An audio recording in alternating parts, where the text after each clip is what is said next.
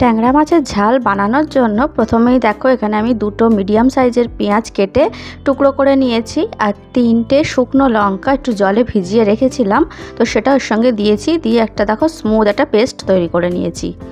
এইবারে দেখো চলে এসেছি মাছটাকে নুন হলুদ মাখানোর জন্য। তো এখানে আমি 4টে ট্যাংরা মাছ নিয়ে নিয়েছি, ভালো করে ধুয়ে পরিষ্কার করে নিয়েছি।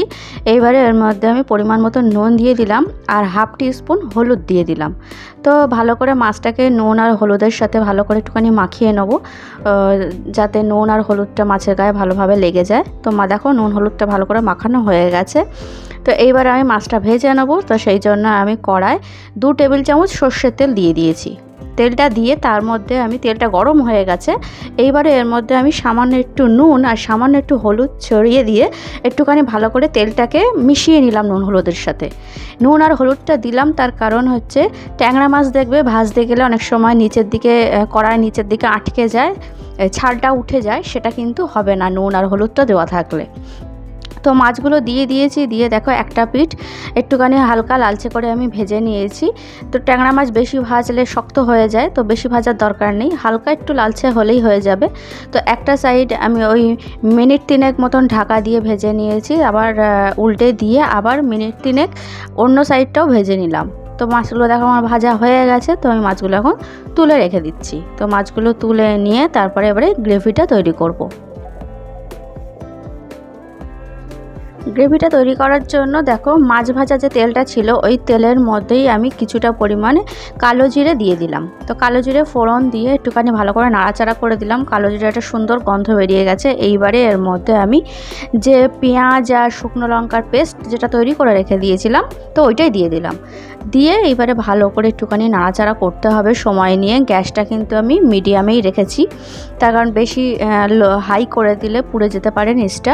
তো একটুখানি সময় নিয়ে মিনিট 2 একটুখানি কষিয়ে নিতে হবে। নিয়ে দেখো একটু হালকা কালারটা চেঞ্জ হয়ে এসেছে। এইবারে এর মধ্যে আমি একটা মিডিয়াম সাইজের টমেটো কেটে রেখেছিলাম, তো ওইটা দিয়ে দিলাম। টমেটোটা দিয়ে ওই মশলার সাথে ভালো করে একটুখানি নাড়াচাড়া করে দিয়েছি। করে এর মধ্যে আমি একটুখানি নুন দিয়ে দিচ্ছি আর দিয়ে দিচ্ছি হাফ টিস্পুন হলুদ। তো নুনটা দিলাম তার কারণ টমেটোটা তাহলে তাড়াতাড়ি নরম হয়ে যাবে সেই জন্য। তো ভালো করে একটুখানি নাড়াচাড়া করে দিচ্ছি, নুন আর হলুদটা ভালো করে মিশিয়ে নিচ্ছি মশলার সাথে। এইবারে আমি ঢাকা দিয়ে দেবো মিনিট খানেকের জন্য। গ্যাসটা একদম সিম করে আমি ঢাকা দিয়ে রেখেছিলাম। তো দেখো ঢাকা খুলে টমেটোটা একদম সুন্দরভাবে নরম হয়ে গেছে। তো আমি খুন্তি দিয়ে একটুখানি চেপে চেপে দিচ্ছি আর দেখো টমেটোর ছালগুলো বেরিয়ে আসছে। তো আমি টমেটোর ছালগুলো সব ওইভাবেই সবকটা ছালই তুলে নেবো। তো তারপরে দেখো মশলাটাকে ভালো করে আবার একটুখানি কষিয়ে নিচ্ছি সুন্দর করে। এইবারে এর মধ্যে আমি 1 টিস্পুন রসুন বাটা দিয়ে দিলাম। তো রসুন বাটাটা দিয়েও আবার ভালো করে একটুখানি কষিয়ে নিচ্ছি। তো রসুনের কাঁচা গন্ধটাও চলে যাওয়া পর্যন্ত একটুখানি কষিয়ে নিতে হবে। ওই মোটামুটি মিনিট খানিক তো কষাতেই হবে। তো গ্যাসটা কিন্তু মিডিয়ামেই রয়েছে এখনও পর্যন্তই। তো দেখো মশলাটা ভালো করে কষিয়ে নিয়েছি, রসুনের কাঁচা গন্ধটা চলে গেছে। এইবারে আমি গুঁড়ো মশলাগুলো দিয়ে দিচ্ছি। এখানে গুঁড়ো মশলার মধ্যে 1 টিস্পুন জিরের গুঁড়ো, 1 টিস্পুন ধনের গুঁড়ো আর 1 টিস্পুন কাশ্মীরি লঙ্কার গুঁড়ো দিয়েছি। এখানে আমি নর্মাল শুকনো লঙ্কার গুঁড়োটা দিয়ে নিই, আর হলুদ তো আগেই দিয়ে দিয়েছিলাম, তো হলুদ আর দেওয়ার প্রয়োজন নেই। তো মশলাটাকে ভালো করে একটুখানি কষিয়ে নিতে হবে যতক্ষণ না মশলা থেকে তেল ছেড়ে আসছে, ততক্ষণ পর্যন্ত গ্যাসটা কিন্তু মিডিয়ামেই রয়েছে। তো যেহেতু তেলটা কম আছে সেই জন্য আমি সামান্য একটুখানি জল দিয়ে মশলাটাকে আবার কষিয়ে নিচ্ছি। আর তোমরা যদি বেশি স্পাইসি পছন্দ করো তাহলে কিন্তু নর্মাল শুকনো লঙ্কার গুঁড়োটাও দিতে পারো। আমি শুকনো লঙ্কার গুঁড়োটা দিইনি, তার কারণ যেহেতু শুকনো লঙ্কা বাটা ব্যবহার করেছি এমনিতেই ঝাল হবে, তো সেই জন্য আমি আর নর্মাল শুকনো লঙ্কার গুঁড়োটা এখানে ব্যবহার করিনি। তো দেখো মশলাটা খুব সুন্দর করে কষা হয়ে গেছে, কত সুন্দর দেখো কালার চলে এসেছে আর তেলটাও ছেড়ে দিয়েছে মশলা থেকে। এইবারে আমি গ্রেভির জন্য যতটা পরিমাণ জল লাগবে সেই জলটা দিয়ে দেবো। কিন্তু জলটা আমি একবারে দিয়ে দেবো না, আমি অল্প অল্প করে জল দিয়ে দিয়ে ভালো করে মিশিয়ে নিচ্ছি, তাহলে মেশাতে সুবিধা হয়, নাহলে না মশলাগুলো দলা বেঁধে যায়। তো সেই জন্য তো আমি যেহেতু এটা একটুখানি গামাখা হবে, খুব বেশি ঝোল হবে না, তাই জন্য আমি জলটা কম দিয়েছি। আর গ্রেভির জন্য পরিমাণ মতো আমি নুনটাও দিয়ে দিলাম। আর দেখো গ্রেভি কিন্তু ফুটে উঠেছে। এবারে এর মধ্যে আমি ভাজা মাছগুলো দিয়ে দেবো।